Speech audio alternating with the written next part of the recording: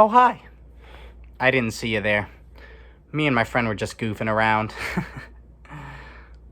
Today, I'm supposed to be reading you a story, so let's find out what story that is. Too sad. Too brutal. Way too inappropriate. I've got the perfect idea. But first, how about a little change in scenery? Much better. Today, I will be reading you a story from the book Scary Stories to Tell in the Dark. More specifically, the story entitled Harold. When it got hot in the valley, Thomas and Alfred drove their cows up to a cool green pasture in the mountains to graze. Usually they stayed there with the cows for 2 months. Then they brought them down to the valley again. The work was easy enough, but oh, was it boring.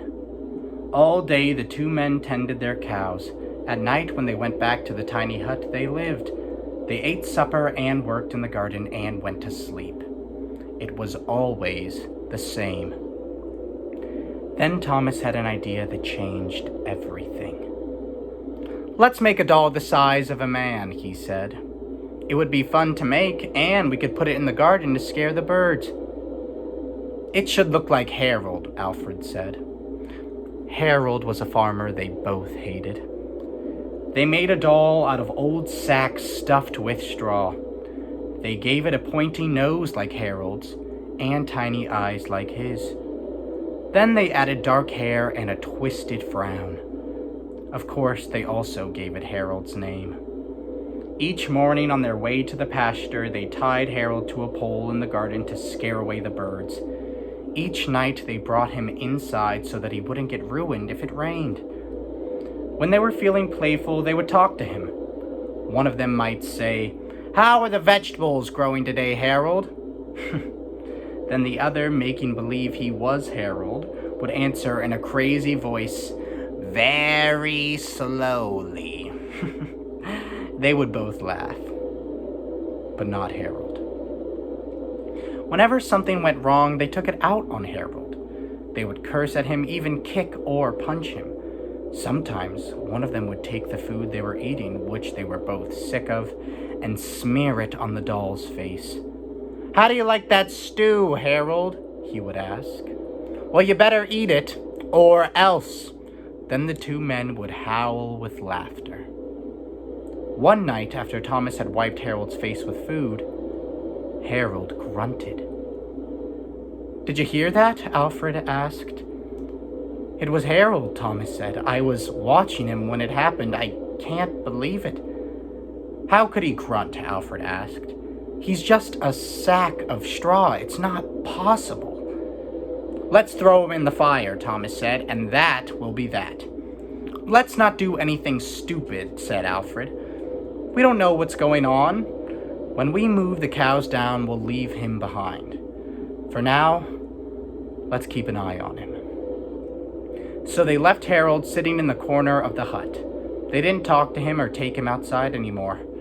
Now and then the doll grunted, but that was all. After a few days, they decided there was nothing to be afraid of. Maybe a mouse or some insects gotten inside Harold and were making those sounds.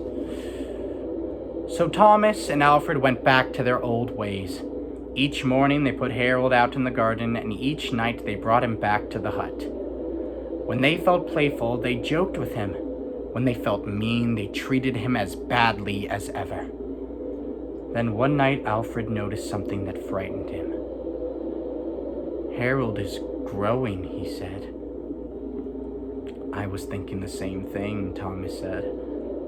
"Maybe it's just our imagination," replied Alfred. "We have been up on this mountain for too long."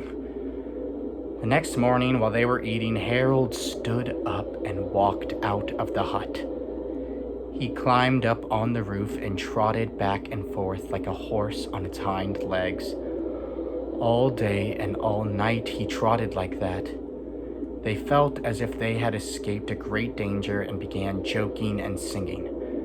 But when they had gone only a mile or two, they realized they had forgotten to bring the milking stools. Neither one wanted to go back for them, but the stools would cost a lot to replace. There really is nothing to be afraid of, they told one another. After all, what could a doll do?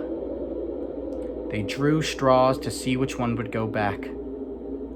It was Thomas. "I'll catch up with you," he said, and Alfred walked toward the valley. When Alfred came to a rise in the path, he looked back for Thomas. He did not see him anywhere, but he did see Harold. The doll was on the roof of the hut again. As Alfred watched, Harold kneeled and stretched out a bloody skin to dry on the hut.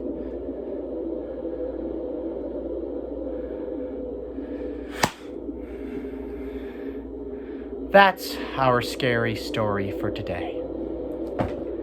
Now, if you'll excuse me and my friend have some unfinished business to attend to.